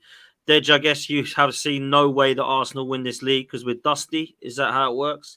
Yeah, Dan. Unfortunately, you guys are dusted in Tutankhamun. Let me explain why I'm not shaking my bum for Arsenal. Look, let's not underestimate the Arsenal's last 2 seasons' achievements. To finish second with no trophies, but it's no mean feat. I mean, they tried, they worked hard. And they had the best defense in the league, up there in terms of goals scored. I just think Arsenal will struggle to get it up. I really do. I think they're going to struggle to get it up simply because mentally it's quite draining to finish second and not having anything to show for it. I think them lads look at themselves in the mirror, they size themselves up and they went, who's going to lead us? Who's going to take us to the promised land? Now, Arsenal, if they bring in a striker, I don't think there's a striker good enough to get them the Premier League. Who are they going to bring in? Unless you're bringing in Harry Kane. Gyökeres, no? Gyökeres, he's dusty, man. He's a dusty guy, man. Come on, let's be real. He scored 50 goals. He can't be He's that scored dusty. 50 goals in Portugal. This brother will do well to get 10 goals in the Prem. Let's be real. Look at Núñez. Yeah, he's not doing anything. He's not doing anything more special than what Núñez was doing at Benfica. He's different player to Núñez, though. Different player. Yeah, to Núñez. very different. That's what they all say until they come to. No, the Prem, he is. you know He's what a I mean? different Prem, player. the Prem is a different kettle of fish. Is a different beast. So, look, I think Arsenal will play sexy football. I think you move it about, like you've been doing pre-season. I just don't think you've got enough minerals to get the job done. I think at the very best you can finish second. But I can see it being a calamitous season for Arsenal. At the moment, pre-season, they're looking pretty nice. That's why I'm hesitant in terms of my prediction.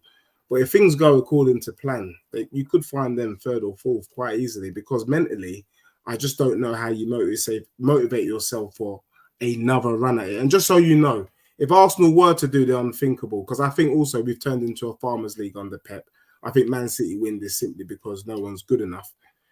I think if Arsenal finish second with no trophy, I think your big players leave. I like to see if your players have any ambition. Questions were asked of Harry Kane. Questions need to be asked of Saliba and Saka if Arsenal finish second with no trophy again. Listen, I can't sit there and say that's out of order. I think Saka potentially could stay for a couple of years, but Saliba, Madrid are going to come. It's different knock, man. Madrid are going to come. So I actually agree with you there. I don't think I don't think Arsenal are going to have a calamity and finish 4th or 5th, personally. I think we're going to get 1st or 2nd. That's what I think. And if we don't get a trophy, it's going to be horrible in our fan base again. It's going to be horrible. It's going to be toxic. It's going to be, do we keep him? Do we get rid of him? Are the board happy? Are the ownership happy? I don't want that to happen, man. It's got to be minimum expectation for me is silverware and the title challenge. That has to be the minimum expectation. I need to be lifting a trophy at the end of this season. Can I ask you a question, though, Dan? Yeah, go on, would you be happy? Because you see, Arsenal fans talk about a trophy and only Lee Gunner. I know where Lee Gunner's stance on this is. Would you be happy finishing 2nd with the Carabao Cup? Yeah, because it's a trophy and we've gone for a title challenge. For real? Yeah, man, because it's a trophy. I respect that. But let's be real. Tottenham don't know what that feels like, bro. I'm just saying, if don't respect trophies. Tottenham are allergic to trophies. You ain't compatible. This is what happens with Spurs. They laugh at trophies. Who would want one of them? Because you never get them. You'd rather finish 4th and get Champions League football in a competition you can't win. I just play don't a couple know. of group stages and then get knocked out instead of winning an FA Cup, which is madness to me. In my mind, there's no difference to finishing 2nd with no trophy and 2nd with the Carabao Cup. Personally, I don't think the Carabao Cup carries any weight. But if you would be happy with that and say that keeps Arteta in a job for another season, I respect that. Go and ask the League Cup winners what they thought of it. Go and ask the fan base when they celebrated it. Go and ask Juan de Ramos. He was the last person who got you a trophy there, weren't he? Juan de Ramos. No worries. It's all good. No worries. One day, Ramos, Johnny Woodgate with a header. I remember it well in 2008. And George Graham, our old manager that won you that Tim Pot as well. If it weren't for that, mate, Tottenham would have got to go all the way back to 1991 when I was 4 years old to win a trophy. But the only thing I will say to you, and you know, a lot of people, you know, Dan United, you know, I think me and you are in the same wavelength. And what I'm trying to do with the Arsenal fan base and with Dan is to help them to be more ambitious. I'm not sure you've got the minerals and the strength to get it up, but also this is a Tottenham fan trying to tell me to be ambitious, people. In this day and age. I'm looking at Billy as well. I think personally, and Dan, you know, 1 Champions League or Premier League title was equivalent to 10 FA Cups. So for you to be happy with a Carabao Cup and a 2nd place finish is very low in terms of your expectations for your club. Because for me, what I'm going for is I'm trying to skip past this process crap in terms of Carabao and an FA Cup. If Tottenham was to win a league or Champions League by mistake, we would have achieved more than you guys have achieved since you last won the Prem. You haven't done it since '68. I'm just saying though, if it was to happen, you have to put some respect on my club. And I will. When you win the Premier League, I'll put respect on your club. Cool. But make sure you do it before us, yeah? Jeepers.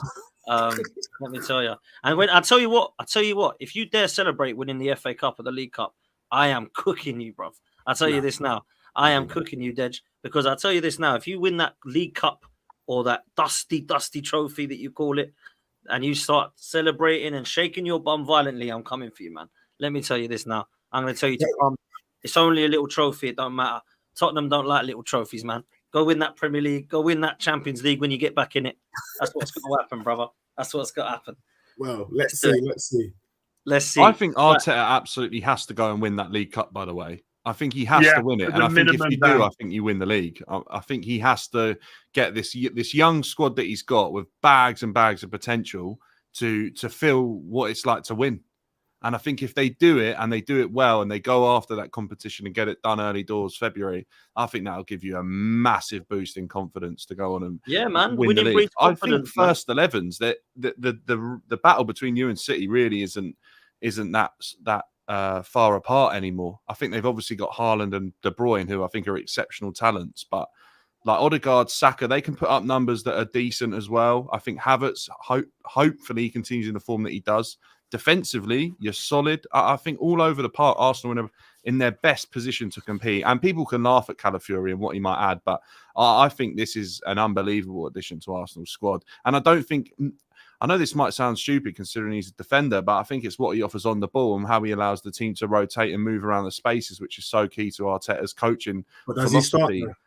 I think he does start. I think he could start out on the left. I think he could start centrally. If I'm Gabriel, I'm watching my shoulder. That's for sure. Yeah. I think there's a player in here. I think Gabriel's been unbelievable for Arsenal. I don't think he's Arteta's favourite though. And if Calafiori's waiting in the wings and can maintain his fitness, I think there's a player there that's far better on the ball. And you've got two Rolls Royces in Saliba and him. We're stacked in defence now. Calafiori, Timber at left back. Obviously, we got Ben White at right back. We've still got Timber and Tomiyasu who can play there. And Gabriel and Saliba ain't being broke up, in my opinion. But like you say, Calafiori's there if you need him. Timber's there if you need him. I think personally, Calafiori will add better quality than Zinchenko did. Let's be real. Like Zinchenko might have to start the season, but he ain't going to be playing there every single game. Is Calamari better than Shiver Me Timbers? I haven't seen enough of either of them yet. Shiver Me Timbers. I ain't seen enough of either of them yet. But I think from what I can see, I think Calafiori has more potential, man. I know he's a nightmare, isn't he? Shiver Me Timbers. Timber's an absolute player, by the way. Name. Don't get it wrong. He's just been stitched with that injury last season, but he is player, a proper player. You saw it even in the small cameo that he had last season for Arsenal. Proper. I mean, we're talking about having Calafiori and Timber, and Deji's crying out for a left back like Cresswell. This is the levels that we got at the two clubs. You know what I'm saying? We're looking at Calafiori. But Lawless is here, man. Lawless. Deji wants Aaron Cresswell, mate. How much do you want? Deji wants Aaron Cresswell. I just want a left-sided player who can play left back. We don't have one at the moment. That's all I meant.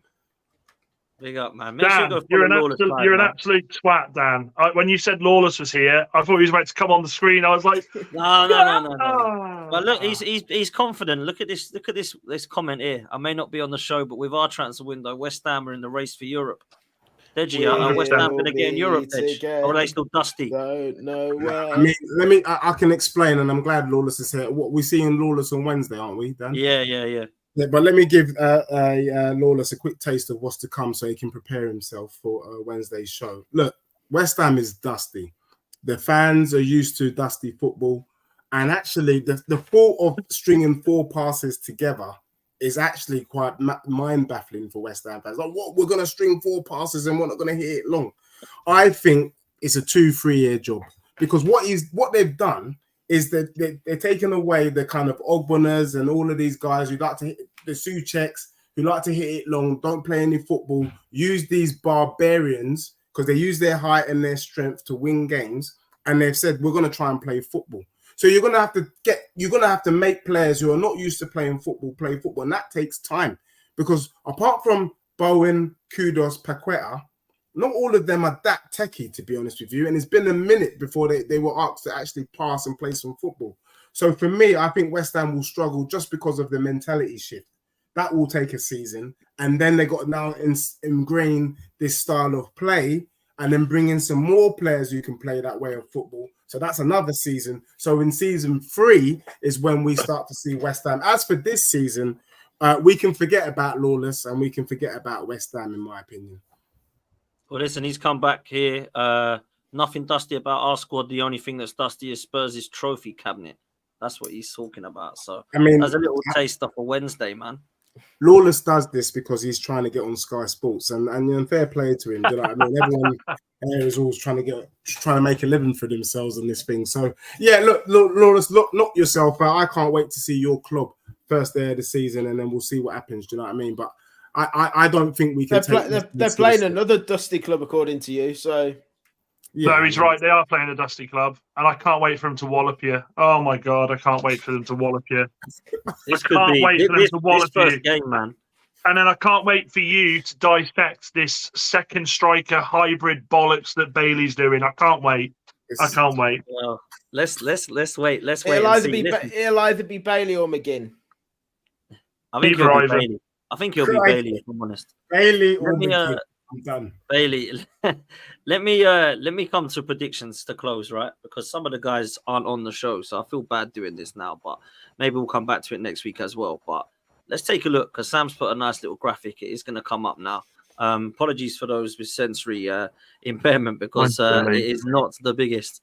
But Dan United, Arsenal to win the league, Manchester City in 2nd, Manchester United in 3rd, Liverpool 4th, Tottenham 5th, Newcastle 6th, Aston Villa 7th. Dan United, go for it, man. What are you saying? Why are you gone for that? What I said before, and look, I am 100% behind the idea that we could absolutely capitulate. So I'm not. You can throw mud at me as much as you want. I just think it's chaos this season. I think it's chaos. I think Liverpool, especially if they don't get that boy in, they were pinning their hopes on that boy coming in and changing their midfield. I think this season, from like third down, I think is going to be chaos. I think we're going to see so many different teams in that race for the top 4, 5 if the coefficient go in. I think it's going to be chaos, a chaotic season. Billy, I put you in Europe, mate. I've put you in Europe. I wasn't expecting that, to be honest. No, well, I thought it'd be nice, but no. I genuinely think from third down to 5th, it's going to be chaos, and that's the only reason I've put United there. I've backed my boys more than I did last season, and we just go from there. I love it, man. Love the optimism. I've gone, unfortunately, for Man City to win the league. Unless Arsenal change things in the transfer window, I'm sticking by that. I think Liverpool being slept on. I actually think they will get third still. And my wild take is Newcastle, man. I think Newcastle, 1 game a week with their players back and with the players they're getting in. Mark Guehi coming in. Obviously, they've got Tonali back, kept hold of Bruno Gomares and Isak and Gordon. Harvey Barnes there as well. Joe Linton to come back. I think with a couple more, I think Newcastle 1 game a week could easily get back into the Champions League. So they're my wild take. I've gone Villa 5th because I still think that even with Champions League football, you'll still be okay because I think your squad's good enough. I think Tottenham will get 6th, and I think Manchester United at the moment, until they start to buy more players, are still going to struggle, if I'm honest with you. And I haven't even got Chelsea in my top 7 because I think, as Deji says, they're dusty. LB has gone City, Arsenal, Liverpool, Villa, Newcastle, Manchester United, and Tottenham. No Chelsea there. Don, of course, has put Chelsea in 4th. He's gone for Man City to win it, Arsenal 2nd, Liverpool 3rd, Chelsea in 4th, Villa 5th, Tottenham 6th, for Manchester United 7th. Billy, I'll let you do yours next, man. Man City, Arsenal, Newcastle. Like me, you think Newcastle will do well. Wow. Yeah. Liverpool, Tottenham, Villa down in 6th. And Manchester You United said that 7th. they were back. You said we're not going anywhere. What the heck, Billy? Explain yourself. Yourself. 6th still equals Race for Europe show, so we're not going anywhere. We're talking Champions League, brother. You were talking Champions League. No, I wasn't. You said we're not going anywhere. No, I wasn't. We're going to be in and around the conversation. Villa and Newcastle are going to be in and around the conversation. See you later, boys. For a very long time. See you later. I'm off. I can't handle this guy anymore. I can't. What the hell are we doing? I can't believe you put him 6th, Billy. I must say. You were going about it all season. He's right to. Billy, respect you for being so honest and genuine. He's right to, because you know Emery can't multitask. That's the problem. It's the truth. We're going to find out if he can or can't. We're going to find out. Top four is incredibly hard. And with that addition of Champions League, it's another quality. It's another level, as we all know. It's going to be very, very hard for us to be able to replicate it. Do I think we've got a good enough squad to be in the conversation? Yeah, I think we do. But like you said, Dan, United, that from 3rd down to I think you could say 6th, 7th. That's going to be a mashup of, I think it will probably change every week. It's going to be so close and so tight. And I'll be amazed if we get top 4 again. I'd love it. Absolutely. Obviously. I'd be amazed if we were able to do it again. Deji, Dan Chelsea, do not buy into this bullshit. We had this last season where he was humble and said, I don't know, we might do it. This is the same guy, because you two went on the show last season, who was worried about playing Hibs in the Conference League. Okay, so bit of history there. So do not buy into this guy saying it's going to be tough, because I can guarantee you, come February or March, if they are in 4th, you'll be going, what were you worried about? What were you worried about? Knew we'd be there. Bull. Absolute bull. Well, listen, that's Billy's prediction. Let's come next. I mean, Errol has gone. Sorry, Butts. Can I just say, Newcastle, I think, will, like you say, I think they'll absolutely.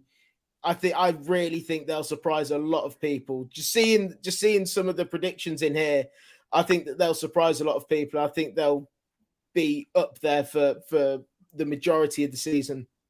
Yeah, one game Fair. a week, man. That means a lot with the squad they've got, man. I really believe that. Absolutely. Players they got coming back. Exactly. That's people have the thing. forgotten about, man. The depth in that squad. Once everyone's got back and playing one game a season, it's very, very deep and very, very good as well. So I really do think that they can do very, very well. Yeah. Fair play, man. Fair play. Errol's put Liverpool ahead of Arsenal in second. Obviously, there's bias there. He's gone for Arsenal third. He's put Spurs in top 4, Villa fifth, Newcastle sixth, and Manchester United seventh. And then I have to come to Deji's one, man, because this is a madness. There is no Liverpool. Let me get rid of the banner because we can't see it. There is no Liverpool in the top 7. Yeah. Deji, you put Villa in Top fourth. 7 from Deji. Yeah. Unbelievable. Villa in 4th, the dustiest team in the league. This has got to be explained, Deji. Yeah, look, I mean, first and foremost, I'm not going to be following the tabloid newspapers. At the end of the day, I'm not Gareth Southgate. Look, the thing is, Arne Slot is unproven in the Prem, and for me, if he's anything like Eric Ten Hag, then he's dustier than Tutankhamun. I'm not getting excited by any of the stuff. What I've seen in recent Two years, trophies in 2 years, Deji. Don't forget that. 2 years, 2 trophies. I will say that about the boy. Yeah, I know. But the main reason why I think Liverpool will struggle is because Jurgen Klopp is just so huge shoes to fill. We saw it what happened to United under when Fergie left. We saw what happened to Arsenal when Wenger left. And I think we're going to see what happens to Liverpool, when Klopp leaves. I don't think Arne Slot will have a great season this season. I think he will struggle. The Premier League is a different beast to pre-season games in the US. Come on, let's just be sensible. And I think they will struggle. So for that fact, I'm not sure Liverpool can do it. To be honest, Let's go through your 7. Sorry to cover you up while you're talking, Dej, but go through your 1 to 7 here. Then what you saying? Go through it. You want my logic? Yeah, go on. Okay, yeah. So the logic really is Pep has turned our league into a farmers' league, so he'll win. Arsenal's the second best team in the country, but they will finish second with no trophy. Whippity-doo. Spurs, I reckon that Postecoglou surprised all Spurs fans last season. Most people were predicting at least 7th or 8th. He got us 5th. So on that maths matrix there, two spaces up, we could be 3rd. I think Aston Villa is actually a decent team. Unai Emery can't multitask. He can't go for the league and do Champions League football. I suspect that he may just focus on the Champions League because that's what he does. And so Aston Villa will drop a little bit. I rate Newcastle. I think Newcastle will finish 5th. I think that the owners are undercover trying to get rid of Eddie Howe. 100%. I don't expect him there. So I think Newcastle will do well, but I think they're waiting to get rid of him. So for that reason, I don't think they make top 4. I think Chelsea, that must have been a mistake. Maybe that should be Liverpool, not Chelsea, to be honest, because Chelsea are fully dusty. I think maybe Liverpool 6th, United 7th, Chelsea 8th. Fair enough, man. That makes more sense. Let me just ask you lastly, Dan, Chelsea. I know you haven't done yours, man, because Don's done his. But out of these here, who do you think's talking absolute nonsense, and who do you think's got bang on for what you'd go for, man? I think Dej to not have Liverpool in that top 7 there is unbelievable, to be honest, just off the bat. I think that was a Freudian slip, personally, to be honest. Right, okay. I think, to be honest with you, I think the consensus for Manchester United seems about right, in my opinion, as well. I don't see them breaking into the top 4. I know Dan seems pretty confident they might, but for me, I've just seen too much of a mess there in terms of what way they're actually looking to head right now. I'm not sure Ten Hag lasts the season, to be honest with you. Aston Villa, I'm worried they might sort of suffer in the same sort of way that Newcastle did last year. Just that sort of Champions League hangover, especially if you've got 8 games this time around, Billy. It's a couple of games more.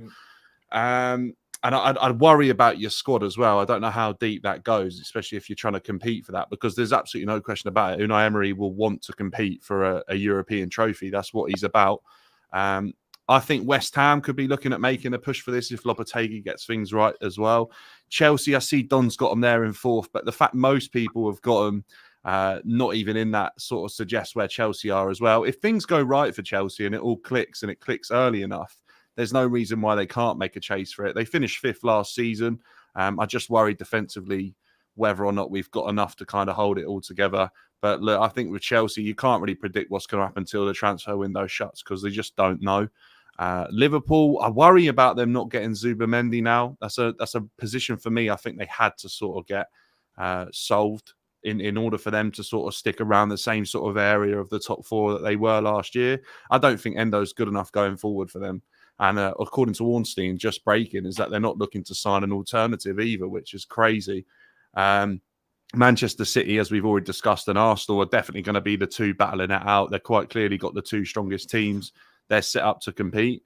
And it's just going to be a matter of probably luck at the end of the day and having a bit about you to make sure you can maintain that charge for as long as possible. And to be honest with you, I think Dan made a really good point. There's something up with Manchester City and this summer and Alvarez leaving. It kind of says to me that there might be a little bit of unhappiness in the camp, but we've seen big names depart before. We've seen Sane's, Mahrez's go, and it hasn't really affected them. So I'm sure they'll do all right. But I think it's going to be exciting. Like Billy said, that top four is so hard to predict apart from those two. I think it's all over the place. There's so many new additions and new managers to sort of question what these teams are going to look like. So I don't want to sit on the fence, but I don't want to step on toes making predictions as well if Don's made his on the Chelsea point of view. Look, I hope he's right. I really do. If Chelsea get top four, then it's fantastic. I do believe there's good players in the squad, but it's going to take some time to gel it all together. That's my opinion on that one. Listen, I think you're talking a lot of sense there, bro. Listen, I think me and LB are very similar there. There's only really Newcastle and Villa that we've switched around, and Tottenham and Man United. We have the same seven in a slightly different order. Believe it or not, Don, as crazy as he is to me, but obviously Chelsea being there is crazy. I've put Newcastle there, but pretty much everything else is exactly the same for me and Don.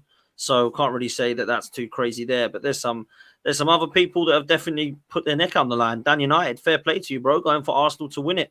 Going for Manchester City, Errol going for Liverpool to finish above Arsenal as well. And I mean, Billy, I just could not believe when I saw Villa in sixth, man. I just thought, what is going on here? He's doing it again, Dan. He's doing it again. You know exactly what he's doing. I literally, the viewers that are watching this, do not buy into this bullshit because this guy above me, he will be here in February, March telling you all, oh, it was all part of the plan. It's bollocks. So it's a long, hard season ahead. There we go. Long, hard slog. That's for sure. Just quickly, Dan United, you said Arsenal. Why did you think? Is it just because of the Man City thing? You think there's something wrong there? You think Arsenal will get it right this season? Like why? I do, and I think kind of it. I go back to what Deji said. To be fair, about what Solanke brings to Spurs. I think there were times last season you were missing that striker to do that. I know Havertz had a decent season for you. I think if you can bring in a striker that can just find those extra goals, I think you'll be all right. And I can't get out of my head. There's something not right there at City. I don't know if it's the 115. I know you're really not like to say that on stream. She'll get served with a letter from their solicitors for that. But there's something. It's weird. They've sold so many players this season. Like they've made so much money. I don't know. It's bizarre. It's definitely going to be closer than last season. That is for sure. I know it went down to the last game last season, but look, let's be honest. We all knew last game of the season, City were going to win the league. I think it's going to be closer this season. I think it's going to be closer. Well, listen, it's going to be interesting. That's for sure. There was some breaking news earlier about Manchester City. They're going to be told what's happening in January 2025 for 115. That's what's happening. So it will be this coming season. There will be an announcement this coming season as to what happens with the 115 stuff. That's interesting. That's very interesting. And the announcement of their current ongoing case as well is due to be announced in the next 2 weeks. Something I saw. That's all the madness, isn't it? It's so mad, man. All the politics of it. That's why I don't talk about it because I just want it to all come out and we can move on back to about football, man. It does my head in, but there we go. Anyway, listen, boys, we've been on way too long. Let's wrap up. Big up to Daniel and to Andy that came on earlier as well. Please make sure you do support them, guys. If you do want to go to a match day for free, by the way, to any stadium, you want to volunteer, please make sure that you do that by supporting the sensory impaired and also those with disabilities. If you do want to attend match days this season, please contact Andy on andrew@gamedayvision.org.uk if you wish to support the guys, and put your name forward to help support someone with a disability that needs somebody with them to go to their game. So there is definitely worth an email to Andrew. So please make sure you do that. And thank you guys so much for both of them for coming on. Listen, Dan, thank you for coming on, bro, at Chelsea. How can people follow you, mate? Yeah, it's at BDB Dan on all the socials, live on YouTube and TikTok. Trying to do it every day for the next coming season. So we'll see what happens. But pleasure being on, and all the best for everyone on this and their race for Europe. Big up. Yeah, listen, man, you'll come on because Don's a nightmare. He'll say last minute that there is he can't make it. Before I go, Billy's reminding me there is some super chats, which I definitely would have missed. So big up to Bill for that. Big up, Potts. Billy, how much did you miss Dan United? Do you know what? You two this season, man, you two are going to be going at it. I'll tell you this now. I've not missed him an awful lot, but I'm looking forward to the rest of the season. I'll put it that way. Just seeing that little head shake. It's going to be love with you two, man. I can't, Billy. I just can't. Like, you make little things, like you'll say things and I'll go, yeah, you're going. And then you just flip it on its head. You flip. It's like me asking my wife, oh, can I go out with the boys this weekend? Yeah, we haven't got anything on. Then on Friday, nope, access denied. Bang. That is you. You flip it. Love that, man. We've done our top 4 predictions, Chaitanya. Relegation. I really don't know where I'm at here. I need to look. If I had to go now, I don't think the 3 that have come up have done enough to guarantee to stay up. But watch Ipswich Town. That's all I'll say. Watch Ipswich Town. Good. They look good, man. They play some good. Yeah, big up. I'd really like Ipswich to stay up. Yeah, Everton and Leicester, I think, are the 2 that I would look Wolves. at as being They'd be trouble. the 3 for me that have been in the Premier League. That could face the drop. I think you're right. I think the top 3 that Forest have come up as that well. gap's Forest so a big. bit. Yeah, Forest, it's tough, isn't it? struggle. But I think we're probably looking at similar teams who didn't do so well last year. But Everton, how can they keep getting these point deductions and surviving? Well, apparently, Man in a bad United want Calvert-Lewin. It's just been reported now. Man United are looking at Calvert-Lewin the next 5 minutes ago. So if they lose him as well, that's their goals gone, and they don't score many of them. So Everton could. There's a rumor that they might not have enough cash to get him past Christmas, so they're gonna have to sell. Wow. Yeah, they're not in a great way. Mate, Jared Branthwaite, watch this space. Still might happen. Okay, Champions League. I don't look past Real Madrid or Man City at the moment. If I'm honest, I don't think anybody else would disagree with that. And Romano, Bomb, Zubamendi. Yes, people, Zubamendi has rejected Liverpool, which is quite funny. Apparently, Hussam is ranting, crying at the moment about it. Bless him. So, yeah, it's not looking good. Big up to all of you, man. Billy, thank you so much for coming on. Make sure you follow Billy at AV Billy. Make sure you follow Dan at Dan United First, or United First, should I say, at TikTok. And Deji, what you got coming up, man? How can people follow you, bro?